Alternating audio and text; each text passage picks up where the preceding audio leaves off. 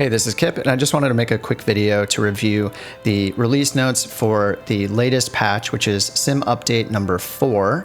It's been long awaited update, and the patch number here is 1.16.2.0. And I just want to skim the release notes really quickly. I did review these already, but I want to point out the things that I think are the most impactful.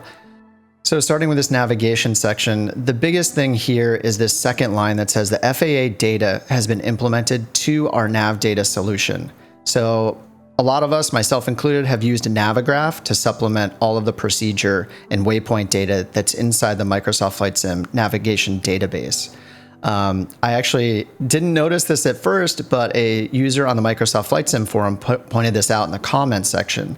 And this actually has unlocked an untold number of new procedures and waypoints without needing Navigraph. So the stock or vanilla Microsoft Flight Sim database, I don't know for sure how many were added, but I did a quick check here. In this sim, I just went to the world map to check on Santa Monica Airport. I was talking to someone in a Reddit thread about Santa Monica Airport because they were trying to fly the RNAV approach, which has vertical guidance. It's an LPV RNAV approach, so it kind of works like an ILS. And previously, before this patch came out, there were no approaches available in the stock Microsoft Flight Sim database. You can only get them with Navigraph. But I uninstalled Navigraph and installed the patch and loaded it, and sure enough, here are all the approaches available at Santa Monica. So I just happened to check this one airport because I was talking to someone on Reddit about it.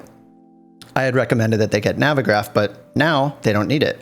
It's included, and if you want to check this for airports you're familiar with that have missing procedures, you can just go in here in the world map, change the flight type to IFR. After you choose a departure and arrival airport, just change your flight type to IFR, low or high, and then you'll get these drop downs for the procedures. And you can check if any new approaches or other procedures like your SIDS or your STARS got added. In the case of Santa Monica, it's literally the only airport I checked because I just installed this update on my lunch break here to check it out. And sure enough, they're there. So that's really exciting. And it looks like there's probably a lot of other approaches that are now available in other procedures. So check out the airports that are important to you. They have some phraseology improvements, they said, to ATC. I wasn't able to tell exactly what they fixed here.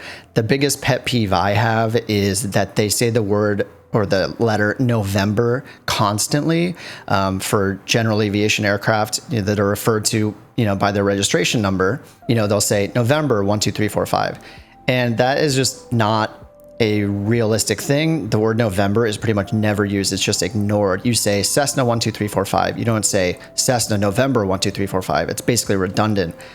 So that's just a pet peeve of mine. It doesn't look like they updated that specific thing, but I'll keep an eye out for other improvements to see, if they've really cut back and made the ATC more concise.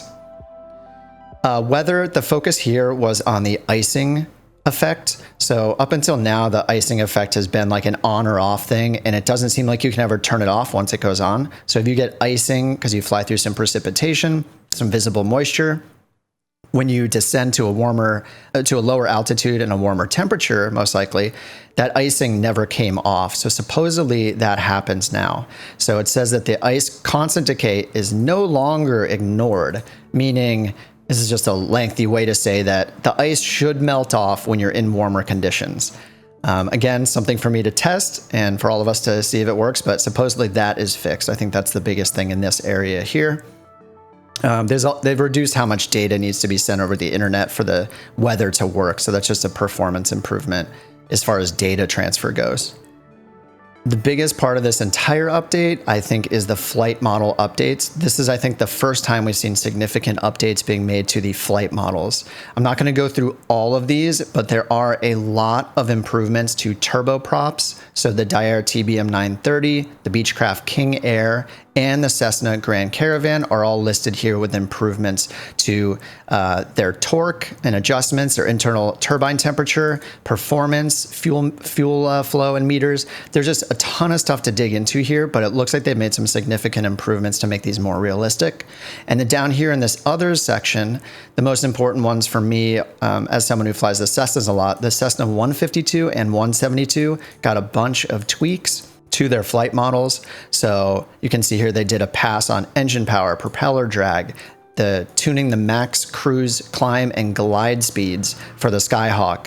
So this is really exciting. There's been a lot of feedback where people have pointed out that the flight models are unrealistic. You know, this stuff is definitely better to be tested by you real-life pilots who know how these things should behave in the real world, and to see if this is improved and if it's more accurate now in this update. The thing that I'm like not as happy about is that there don't seem to be many Garmin improvements. You can see here there's just a couple notes for a couple of very minor bug fixes. And the best improvement seems to be that the weather radar display will now show precipitation as opposed to just cloud coverage. So it makes it more useful, so you know if you're flying into moisture and precipitation as opposed to just through some clouds that are not going to potentially result in icing or something like that, or have rain, Also, they have a bug fix here for the glass cockpits being turned off. They say that that's fixed, so you should not load in and see your G1000 screen blank and have to restart your flight. Supposedly that's fixed there. And the most important bug fix here for the input section is that they fixed a bug where if you hit escape to go to the menu and then escape to close it to get back into the game, when you came back into the game, some of your flight controls would be reset, your throttle, your mixture, your prop, those kind of things. I noticed that happened to me a few times where they would suddenly be at 50%, even though on my throttle quadrant, I have them at 100 or, near there. So that was really frustrating. It looks like they fixed that as well, which is great.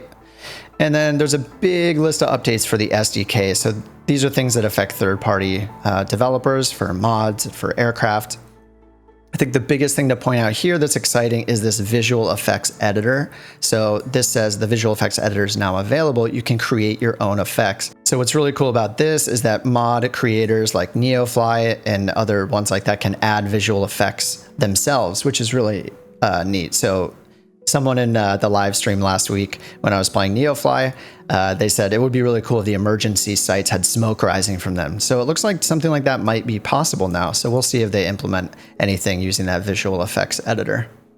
And other than that, those are the main things that got changed from my point of view. Unfortunately, no major G1000 or G3000 changes yet. So it looks like we'll have to probably wait until July for sim update number 5 to see more of those brought in.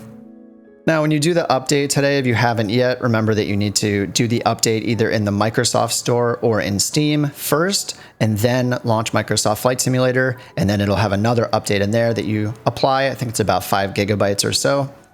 And once you do that, you'll want to go to your profile, and then over here to Content Manager, and then click on this thing right here that says Update Available. And I noticed that there were about 2 or 3 dozen of the liveries I have from Asobo were updated. I didn't see anything else on the list. It was pretty much just livery updates. So if you want to, you can go ahead and just apply all those updates on this screen. All right, I hope you guys enjoyed this short video. I didn't think that I needed to do like an hour-long. All right, so I hope this video was helpful, and I'm going to link below in the description to the patch notes here and also to the community discussion thread where people are discussing other things they noticed about the patch. Thanks for watching, and I'll see you in the next video.